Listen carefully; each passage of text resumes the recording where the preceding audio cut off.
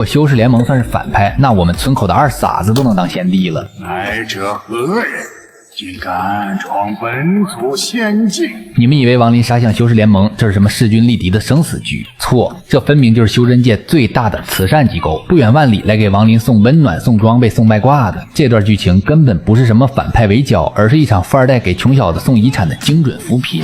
为什么这么说？今天我就给只看动漫的兄弟们透个底，聊聊这帮看起来牛逼哄哄的家伙到底给亡灵送了多大的一份礼。首先，那个自称仙界老祖的矮个子老头看着挺唬人。那仙族来路不明，自称是仙人在世，不光仙种操控我们，他手下还有9个强大的仙位，又是仙位又是仙种的，但实际上呢，他体内连点真正的元力都没有，全是靠丹药和法宝堆起来的虚架子。而在原著里，这老头最搞笑的一幕就是用他手里那个捆仙网，这玩意儿可是正儿八经的仙家至宝。老头跟亡灵打的时候，一边扔网一边求爷爷告奶奶，求求你了捆仙网，这一次一定要认清敌人啊，别捆我了。结果呢，那网根本不鸟他，转头就把主人给捆了个结结实实，还打包送到了亡灵面前。看到这一段的时候，我真的笑到头皮发麻，这种荒谬感太讽刺了。这老头守着一堆足以称霸一界的宝贝，却活得像个惊弓之鸟，只会躲在瘴气里搞搞偷袭。而这对亡灵意味着什么呢？这意味着一场赤裸裸的继承。有人问了，这波快递里有什么？有点仙笔，有捆仙网，有给文兽升级的仙兽之粮，最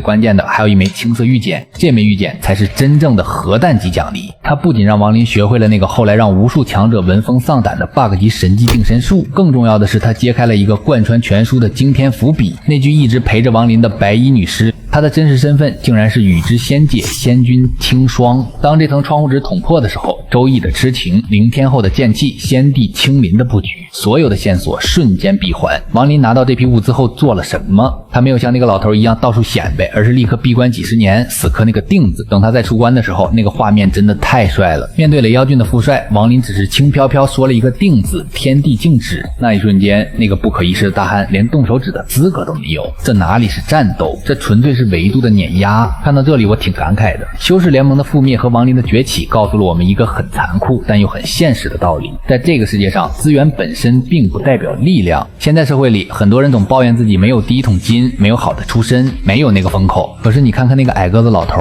他拥有了别人梦寐以求的风口和资源，结果呢，因为自身能力的匮乏和内心的软弱，这些资源反而成了催命符。所谓的大机缘从来不是天上掉下来的馅饼。对于弱者来说，金山银山是灾难，因为你守不住；对于强者来说，哪怕是一块废铁也能磨成杀人的剑。亡灵之所以能接住这份大礼，是因为他在之前的700年里在死人堆里爬过，在寂灭中悟过。当机会真正来临的时候，他才有资格伸出手淡淡的说一句，拿来吧你。